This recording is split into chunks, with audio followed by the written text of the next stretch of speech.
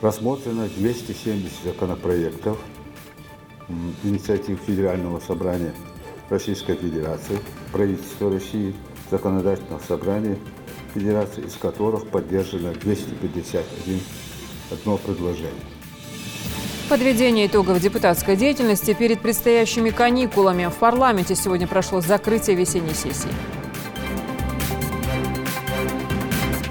Работа по ликвидации местной несанкционированной свалки на площади более чем 9 гектаров почти завершена. Чтобы дышать стало легче, людям в помощь создан нацпроект «Экология». Благодаря ему в Сунже наконец ликвидируют крупную свалку. Такая техника способна пробурить скважину на любом участке земли. Чтобы добыть живительную влагу, приходится бурить аж на 250 метров. В Плиеве дадут воду уже к концу месяца. Ее обеспечит строящийся водозабор в Магасе. Подробности в выпуске. Что нужно говорить на предвыборном голосовании, как нужно себя вести, как нужно говорить с народом, что нужно интересоваться проблемами народа, что нужно быть ближе к народу. Такими вопросами задаются политстартаперы. «Единая Россия» продолжает реализацию своего кадрового проекта. Во время проведения экзамена запрещается разговаривать, пересаживаться, обмениваться любыми материалами и предметами. Русский, французский и химия. Резервный период ЕГЭ завершен. Расскажем о последнем дне испытаний на знания.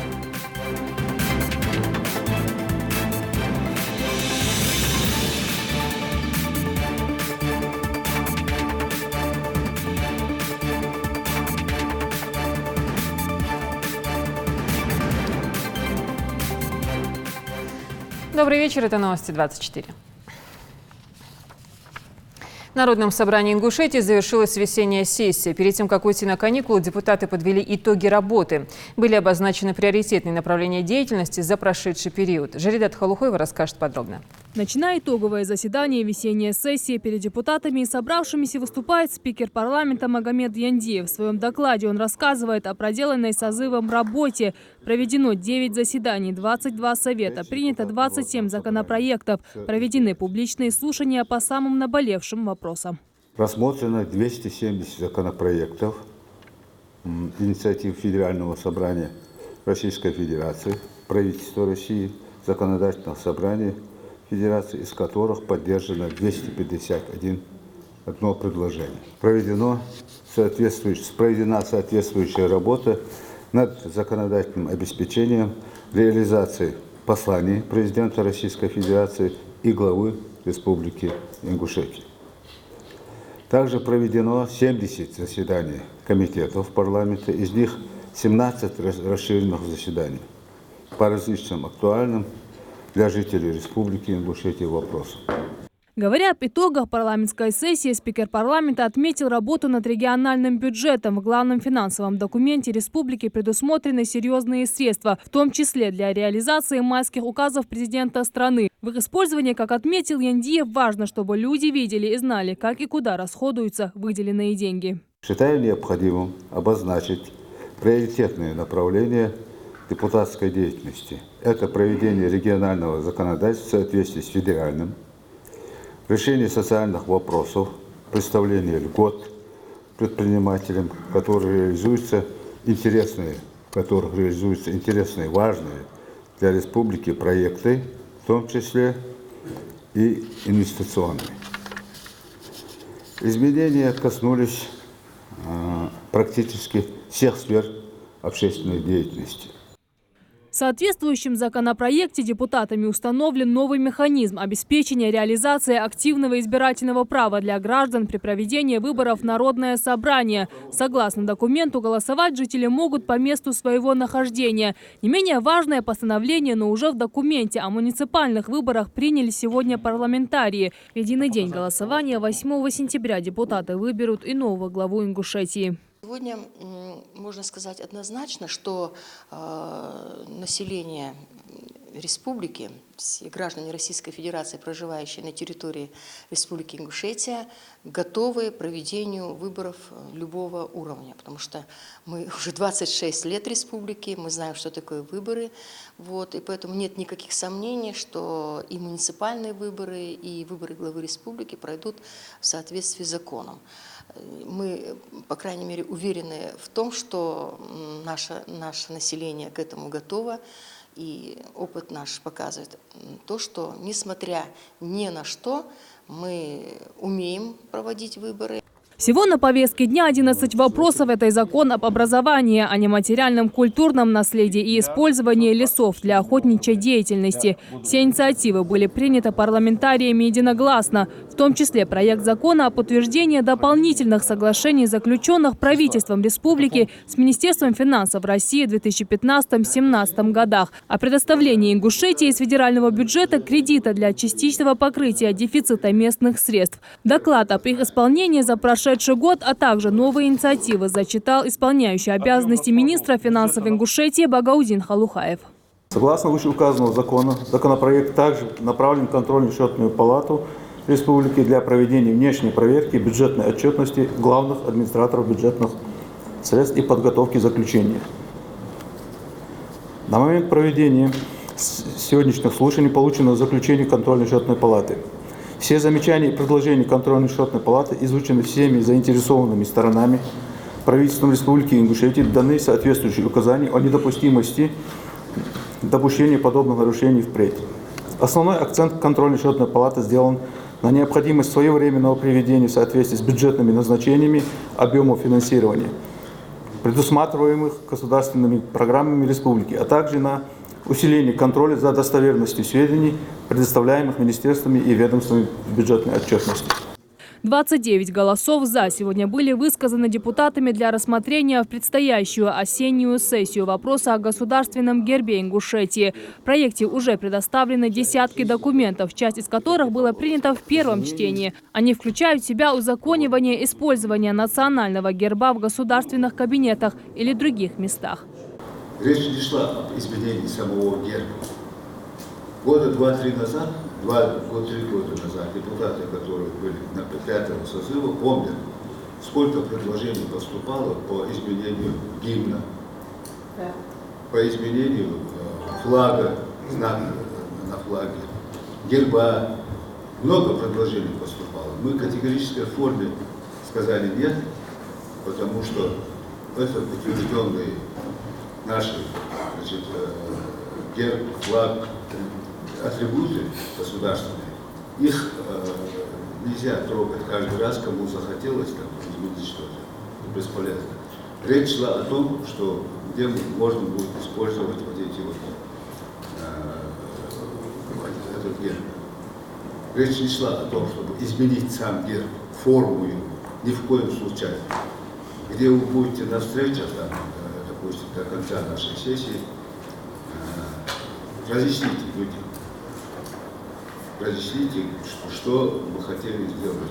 Весеннюю сессию в Народном собрании закрывают полностью, реализовав весь портфель законопроектов. А это, несомненно, огромный плюс в работе депутатского корпуса, отметил председатель правительства Зелимхан Невлоев. Он поблагодарил депутатов за их непосредственное участие в решении проблем жителей республики. Несомненно, этому будут способствовать и принятые сегодня 11 инициатив. В частности, он отметил законопроект о сохранении культурного наследия Ингушетии, инициатором которой выступил Назрановский городской совет. Очень важный, на мой взгляд, хотя я не видел сам проект закона, необходимый, наверное, и председатель парламента говорил, конечно, нужно было провести широкое обсуждение, прежде чем вынести его, чтобы люди знали, что и Назрановский городской совет работает, и депутаты работают, и профильный комитет работает. И вообще я предлагаю, что и докладчики, и содокладчики владеют очень хорошо ингушским языком, что вы в следующий раз докладывали именно этот законопроект именно на ингушском языке. Это очень важно говорить, да. И, значит, закон, по которому докладывал Цуров Мустафа, видимо, закон нужно было принимать еще раньше. И вопрос связан о патриотическом воспитании молодежи. республики, именно не о духовно-нравственном воспитании, имеется в виду о патриотическом воспитании. А я, в свою очередь, хотел бы поблагодарить всех депутатов за работу весенней сессии. Хотел бы пожелать, чтобы вы полноценно отдохнули, набрались сил. Осенняя сессия будет сложной, насыщенной такой именно политическими мероприятиями, законопроектами и решениями. Впереди у парламентариев не менее ответственные задачи. В их решении, по мнению спикера парламента, ориентиром Народному собранию республики послужит послание президента страны Федеральному собранию. Завершилось заседание под звуки гимна России и Ингушетии. Жарадат Хулухоева, Джамиль Тамасханов, Магомед Белакиев. Новости 24. Ингушетия признана регионом России, оказывающим наименьший экологический вред. Поддерживая успешную динамику, республика одной из первых включилась в реализацию нацпроекта «Экология». Уже в скором времени планируется начать строительство объектов обработки и утилизации отходов. Полным ходом идет ликвидация одной из самых крупных свалок региона в Сунжинском районе. Микаил Тангиев расскажет об этом. Жителям города Сунжи совсем скоро больше не придется терпеть неприятный запах, который уже годами расходится по всей округе. Работа по ликвидации местной несанкционированной свалки на площади более чем 9 гектаров почти завершена. 75% отходов уже собрали и вывезли. План ликвидации мусорной свалки в Сунже был разработан еще 4 года назад. Но по ряду причин, в том числе из-за нехватки финансов, проект ликвидации мусорных отходов был на время приостановлен. Шанс покончить раз и навсегда с этой многолетней проблемой появился в прошлом году с подписанием президента майских указов. В соответствии с документом были разработаны национальные проекты, одним из которых стала программа, направленная на ликвидацию стихийных свалок и объектов накопления экологического вреда. Данная свалка ликвидируется в рамках национального проекта «Экология». В него входит федеральный проект, так называемый «Чистая страна». Свалку мы начали уже ликвидировать. Все документы мы подали в Минприроды, заявки, документы, проекты, всю работу сделали. Администрация провела межевание участка, оформила право собственности. Все эти документы подали в Минприроды, удалось включить эту свалку и свалку города Назрань в федеральный проект. Эта свалка существует уже несколько десятков лет, в течение которых представители Минприроды не раз пытались ее ликвидировать, но сделать это своими силами не получалось. После того, как был дан зеленый свет и оказана поддержка по линии нацпроекта, экологи изыскали необходимые средства и ресурсы для того, чтобы очистить это место от бытового и строительного мусора, доходившего в некоторых местах до 5 метров в высоту. Несколько десятков рабочих при помощи тяжелой техники принялись наводить здесь порядок.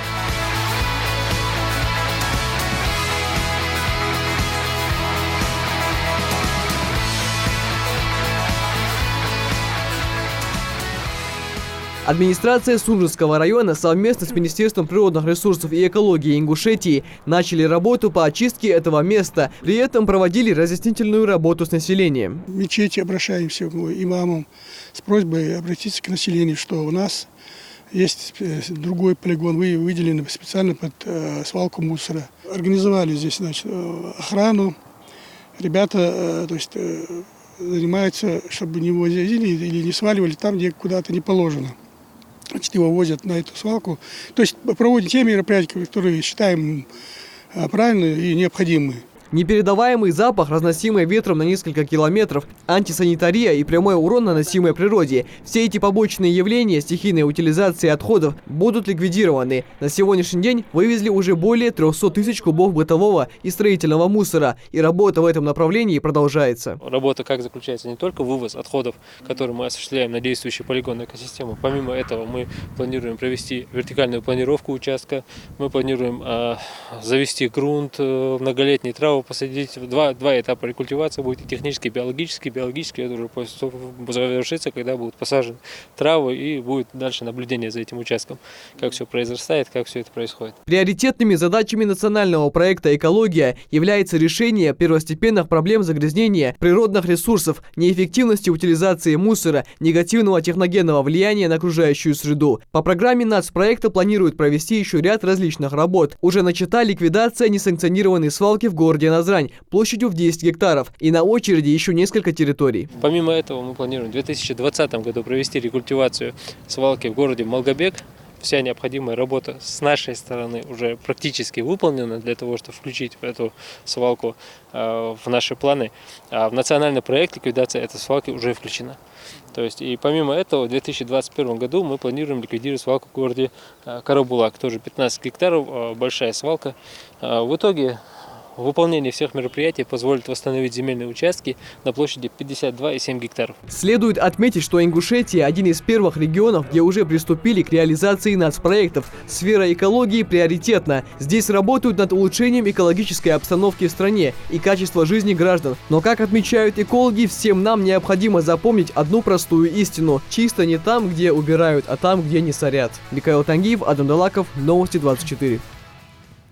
С 1 июля в России вступают в силу нововведения, затрагивающие важные аспекты жизни россиян. Одни из них не допустят обмана дольщиков, другие, увы, повысят тарифы ЖКХ. Ну а третьи позволят быстро вычислять в магазинах некачественную молочку. Новшества озвучены в кредитовании и в других сферах. Все подробности у Зелимхана Калоева. С 1 июля тарифы ЖКХ вырастут на 2,4%. Это произойдет уже второй раз за год. С 1 января тарифы подняли на 1,7%. Это было сделано Минэкономразвития в связи с синхронизацией корректировки тарифов, вызванной повышением НДС до 20%. Власти планируют полностью рассчитаться с пенсионерами. С мая были пересмотрены и установлены новые размеры пенсий и ежемесячных денежных выплат. В связи с действием закона о порядке индексации появилась возможность избежать ситуации, при которой увеличение пенсии приводило к снижению размера социальной доплаты. В этой связи сумма доплаты не станет меняться из-за индексации пенсии, а перерасчет сделают с начала 2019 года. Застройщики перейдут на экстроу счета, куда дольщики будут перечислять деньги при заключении договора. Некоторые эксперты считают, что это может привести к росту цен на квартиры.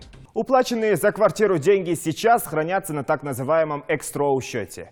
Это нечто вроде банковской ячейки, а строительная компания взяла в этом же банке кредит на новый проект. Как только все дольщики получат жилье, деньги с экстроу счета закроют этот кредит. Если же застройщик не выполнит свои обязательства, все средства вернутся покупателям. Финансами теперь рискует исключительно банк.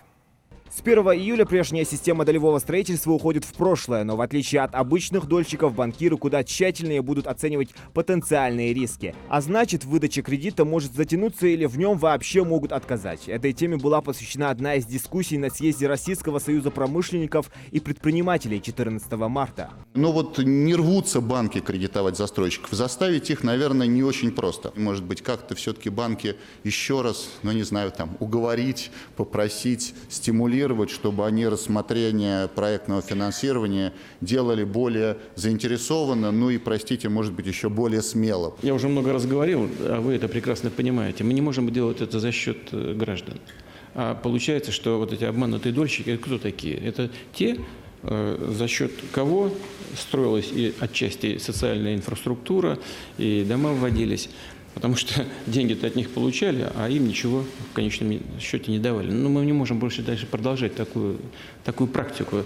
Люди законно спрашивают, а государство куда смотрит? Иногда действительно даже добросовестные застройщики попадают в трудную ситуацию. Но граждане не должны страдать.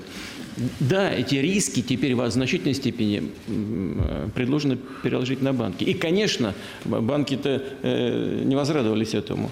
Но нужно настроить их таким образом, чтобы они были заинтересованы в этом. Почти вдвое увеличиваются выплаты неработающим родителям, которые ухаживают за детьми-инвалидами первой группы. Сейчас им платят 5500 рублей. С 1 июля пособие составит 10 тысяч рублей. 1 июля заканчивается соглашение между правительством и нефтяными компаниями о заморозке цен на бензин. Договоренность об этом была достигнута в ноябре прошлого года. Корпорации обязались обеспечивать рост объемов продаж бензина на 2%. Вступают в силу изменения в закон о госзакупках. Теперь внесение изменений по каждому объекту будет совершаться не позднее, чем за один день до размещения извещения в единой информационной системе. Срок рассмотрения заявок в длинных аукционах сократится до 3 рабочих дней с ныне действующих 7. А с 8 июля временно приостанавливаются все пассажирские авиаперевозки в Грузию. Самые тяжелые последствия от потери турпотока из России. По оценке некоторых экспертов, ущерб $750 миллионов. В прошлом году российские туристы оставили в Грузии, по разным оценкам, от 600 миллионов до больше, чем миллиарда евро. И тут в разгар сезона не застолья, а протесты. Ростуризм тем временем на своем сайте опубликовал список самых часто задаваемых вопросов. Как вернуть уже купленные билеты или путевки в Грузию? Что делать с невозвратными билетами? Как быть с оплаченным отелем? И что первым делом? У нас с 8 утра до 12 ночи работает в режиме нон-стоп горячая линия. Все туристы, которые приобрели путевки у туроператоров, имеют безусловное право получить компенсацию. Что касается туристов, которые индивидуально забронировались, им необходимо обратиться в отель. У тех, кто сейчас в Грузии путешествует самостоятельно, главный вопрос, как вернуться домой после 8 июля. Альтернативы прямому перелету есть. Паром до Сочи или машина до Владикавказа, оттуда самолетом. Также есть поезд из Грузии в Армению. Однако в Ростуризме советуют обратиться в авиакомпанию, где куплен билет. Российские авиаперевозчики, их 6, заявили о готовности вернуть пассажиров домой транзитом. С 1 июля вводится и маркировка некоторых лекарств, парфюмерии, обуви и не только. Касаются новшества и молочной продукции. Натуральная на прилавках теперь должна стоять отдельно от той, в которой присутствуют заменители молочных жиров. Обязательной с сегодняшнего дня стала классификация гостиниц по звездности. Это касается отелей, где больше 50 номеров. Зелимхан Калоев, Магомед Шаухалов, Новости 24. В течение июля наладят водоснабжение в селении Плиево. Это станет возможно благодаря строительству водозабора в Магасе. Трубы протянули до Плиева и Барсуки. Общая протяженность 13 километров. Техника работает на износ. Необходимо пробурить 6 скважин. Идрис Ижиев подробно о процессе. Постоянные перебои и нехватка живительной влаги заметно усложняют жизнь сельчанам. Фатима Галаева ждет улучшений не первый год. В большой семье и расходы тоже немалые. Больше всего нехватка живительной влаги бьет по семейному бюджету, так как покупать приходится много. Ну сейчас же лето уже, надо помыть посуду. Дети, в каждом дворе очень много детей, у каждого, в каждом дворе. Вот кран постоянно, воды нету. Постирать, ну, домохозяйка все что угодно может сделать с этой водой. Мы постоянно администрацию тревожим из-за этой воды. Не можем всегда же их тоже тревожить из-за этой воды. Мы хотим, чтобы в каждом дворе у нас была вода. Крана есть, воды нету. Наконец, поставить точку в проблемном вопросе власти обещают уже в следующем месяце. Сказать, что жители рады таким новостям, ничего не сказать. Конечно, было бы хорошо, если эта вода была бы у нас всегда. Мы были бы только очень рады этому. Даже со своей стороны мы какую-то посильную хотя бы помощь окажем этим людям, чтобы у нас это была вода.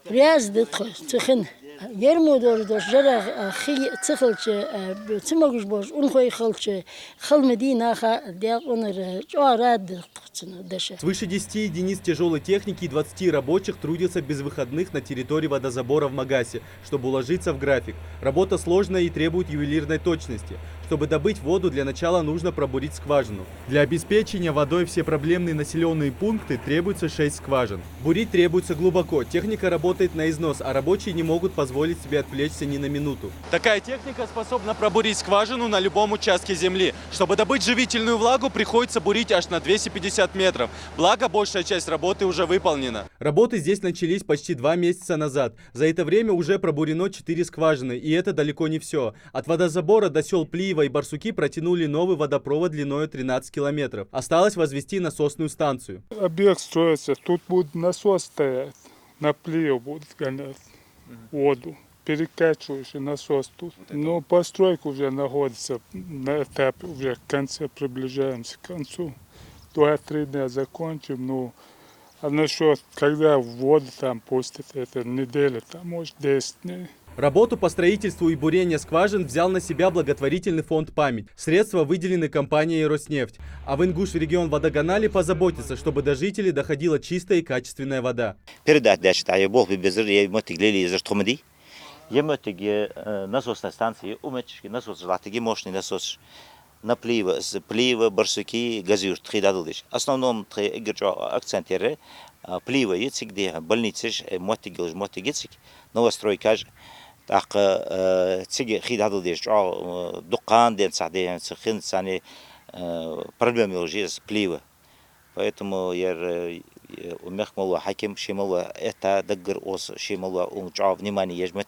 Фронт работ немалый. Помимо новых скважин и другого водоснабжающего оборудования, в разных уголках региона провели диагностические работы, устраняя при нахождении неполадки. Ждать осталось совсем немного. Уже в следующем месяце жители Плиева и других проблемных населенных пунктов смогут пользоваться водой без перебоев и в желаемом количестве. Идрис Ижиев, Магомед Белакиев, Новости 24. «Единая Россия» продолжает реализацию своего кадрового проекта «Политстартап», который направлен на обновление партийных рядов. Победителем проекта в нашем регионе стала учитель русского языка и литературы в гимназии «Али-Юрт» Азан Альгиева. Девушке всего 22 года. Кстати, по итогам единого дня голосования в сентябре прошлого года каждый шестой кандидат, участвовавший в этом проекте, стал депутатом. Репортаж Амины Боковой. Победительницы кадрового проекта «Единой России» «Политстартап» Азан Альгиевой начинается с обхода родного села. Уже в сентябре девушка займет место депутата муниципального образования Али-Юрт, поэтому сейчас она определяет проблемные участки для дальнейшей работы. Первый пункт посещения – местная гимназия. К слову, именно ее Аза закончила несколько лет назад, а теперь работает здесь же, учителем литературы и русского языка. То, что школа остро нуждается в ремонте, Аза знает не понаслышке, поэтому в качестве депутата хочет поднять этот вопрос одним из первых. Нам нужно, конечно, менять и теплотрассу, канализационную систему. Нам нужен капитальный ремонт в школе. Мы 16 лет работаем, и ни разу капитального ремонта не было. И вторая важная проблема, наверное, которая стоит перед многими образовательными учреждениями, это все-таки повышение квалификации, совершенствование учительского корпуса и желательно, наверное, все-таки выезды в институте повышения квалификации, в вузы по Российской Федерации. Основная проблема в школе связана с отоплением. Котлы давно вышли из строя. Чтобы их отремонтировать, нет необходимых деталей, специалистов, а главное – финансирование. Эти и многие другие проблемы, существующие в гимназии, уже на карандаше у 22-летней активистки. Решать социально значимые вопросы и активно участвовать в жизни своей республики – давнишняя мечта Азы. Воплотить ее в жизнь помог проект партии «Единая Россия» «Политстартап». Его главная задача – привнести на политическую арену новые кадры, соответственно, свежие идеи. Новичков обучают опытные наставники. Встречи проводятся в двух форматах – он и офлайн. Это как видеоуроки, так и очные встречи. Политстартап сделал для меня очень много. Он дал мне получить знания именно от тех людей, чьи труды перед людьми неоспоримы, и именно от тех людей, которые сделали для нашей республики очень много и работают на ее благо по сегодняшний день. Встречи с депутатами, тренинги. Кстати, тренингов было очень много на разные темы. Как нужно готовиться к дебатам, что нужно говорить на предвыборном голосовании, как нужно себя вести, как нужно говорить с народом, что нужно интересоваться проблемами народа, что нужно быть ближе к народу. Следующий визит молодой политик нанесла администрации селения Али-Юрт. Здесь девушки более подробно рассказали о проблемах села, которые требуют незамедлительного решения. Хотелось бы, чтобы больше твоя работа была работа с населением, с молодежью, потому что молодежь у нас не занята, много грамотных, образованных ребят, девушек. В основном, какие у нас проблемы в селе? Это дороги, водопровод, ремонты, газопровод. Одна из основных проблем, на которой заострила свое внимание Аза, это отсутствие в селе молодежного совета. С самого основного моего начала этой деятельности я отвержу для себя, что я буду помогать молодежи, что я буду способствовать тому, чтобы молодежь развивалась, потому что я вижу вокруг себя очень много молодых людей, которые пытаются что-то делать в жизни, но им это не удается. Я попытаюсь стать проводником этого, я попытаюсь сделать так, чтобы партия также стала набором сервисов. Я объясню, что такое набор сервисов. Это я помню из университетского курса по латыни, что сервис – это служение. И я хочу, чтобы партия послужила именно служением народу и обслуживала их ценности, их приоритеты. Список к делу будущего депутата уже накопился немалый, что не может не радовать жителей, ведь молодых политиков от уже состоявшихся депутатов отличает то, что смотрят они на все свежим взглядом, мыслят по-иному, привносят нестандартные идеи и решения. Более того, выходцы из таких проектов, как «Политстартап», это в первую очередь люди из народа. Аза Умаровна из потомственной семьи педагогов. Папа Аза Умаровна больше 40 лет работает в этом селе. Очень много выпускников у него. Он заслуженный учитель, почетный работник образования Российской Федерации Нагиб Умар Ахмедович. Аза Умаровна тоже наша выпускница, была очень такой активной. Во всех общественных мероприятиях участвовала. Впервые проект «Полит-стартап» заработал в 2018 году в пилотном режиме в 24 регионах и привлек к участию более 1000 участников, что позволило обеспечить участие 37% молодых кандидатов в предварительном голосовании партии. В этом году «Полит-стартап» охватил 36 регионах. В 27 субъектах проект реализуется в рамках предвыборных кампаний в представительные органы административных центров и законодательных собраний. Амина Бокова, Магомед Белакиев, Новости 24. А теперь реализация нацпроекта «Безопасные и качественные автомобильные дороги». В конце мая «Ингушавтодор» начал реконструкцию участка трассы Назрань-Малгобек, Нижний Курб-Терек. Уже проложили асфальт протяженностью около 3 километров, установили дорожные знаки, сделали разметку. Что еще предстоит, расскажет Диана Дударова. Один из самых загруженных участков трассы за последний месяц претерпел значительные изменения. Это и прокладка нового асфальта, разметки, установка дорожных знаков. Но работы еще не завершены. Сейчас здесь продолжается установка бордюрного камня. Заменены уже 1200 единиц старых бетонных бордюров.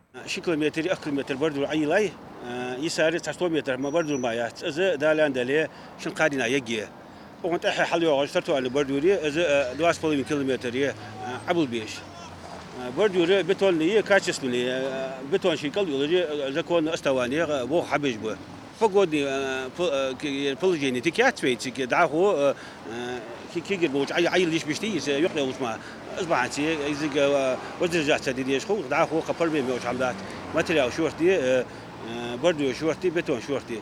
После завершения установки бордюров протяженностью 300 метров рабочие приступят к покрытию асфальтобетоном участка дороги между рынками «Фабрика» и «Ковчег». В конце мая «Ингушавтодор» начал реконструкцию трассы Назрань-Малгобек, Нижний Курб-Терек в рамках национального проекта «Безопасные и качественные автомобильные дороги». За прошлый месяц уже успели проложить дорогу протяженностью около 3 километров, установить новые светофоры, дорожные знаки и разметки из пластика. Начало мы начали в районе железнодорожного переезда, это в районе старого автовокзала.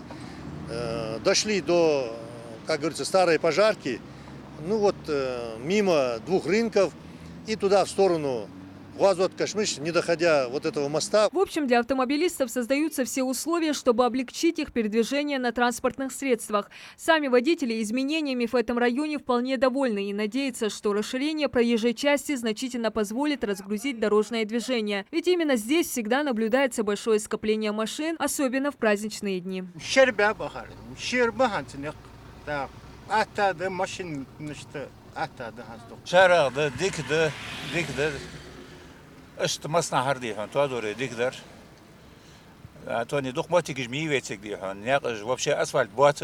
Но на этом изменения на дорогах Назрани не заканчиваются. На пересечении улицы Картоева и перекрестка Базоркина вновь заработали светофоры. Нет больше кругового движения. Было принято решение вернуть перекрестное передвижение транспортных средств по старой схеме. Эта стела, вот по нашему мнению, она мешала.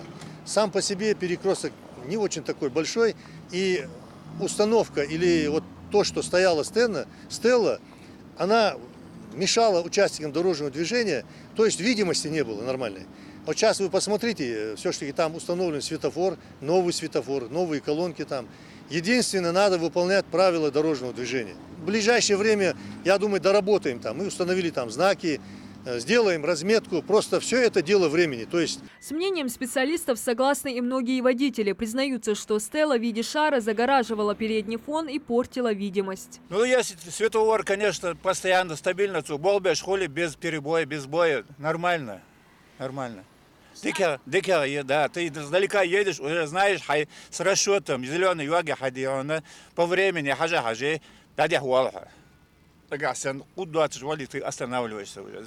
По крайней мере, атакет. Определили и дальнейшую судьбу стелы, которая совсем недавно величественно возвышалась на этом перекрестке. Теперь она облегчает круговое движение водителей в районе Таймах. На прежнем месте она нужнее. Вот так и расходятся мнения водителей насчет стелы и перекрестка на улице Картоева. Считают, что круговое движение позволяло значительно сократить дорожно-транспортные происшествия. Авариш, духул, халхам, авария хлыцек, эти вашки ты бобиш хлыцер хат укхандинаха сай ялхат сханитич авария. Да кирми да аз лахтш ханик эзик сосих сихки эз дорцархам. Ахан шибош типа ваш дорцар. Какие дополнительные меры можно предпринять, чтобы лихачи не злоупотребляли новыми условиями? Этим вопросом задаются и представители Ингуш-Автодор. Но решение этого вопроса не в их компетенции. Считают, что самым лучшим выходом и грозным оружием против нарушителей могли бы стать камеры наблюдения. Предусмотрели со всех 4 сторон устройство пешеходных переходов. Единственное, мы что хотим сделать? Мы хотим обратиться, у нас есть специальная служба в республике, установить там видеокамеры, видеонаблюдение, чтобы все-таки наши участники дорожного движения не нарушали правила дорожного движения. Ингуш-Автодор в рамках проекта позаботился о безопасном передвижении на дорогах не только автомобилистов, но и пешеходов. Уже на этой неделе они приступят к прокладке тротуара шириной более 2 метров и установка пешеходных переходов вдоль заасфальтированной дороги. Ну а пожелание всех жителей одно, чтобы никто из участников дорожного движения не нарушал правила и ценил то, что делается для их качества жизни. Каждый шортик дали лёй машин. Вал сабезм баат далил со шортик. А вал безм цубуа ардам ва. Я хардиш, знаешь, я хардиш шорт лилер махамдиестус.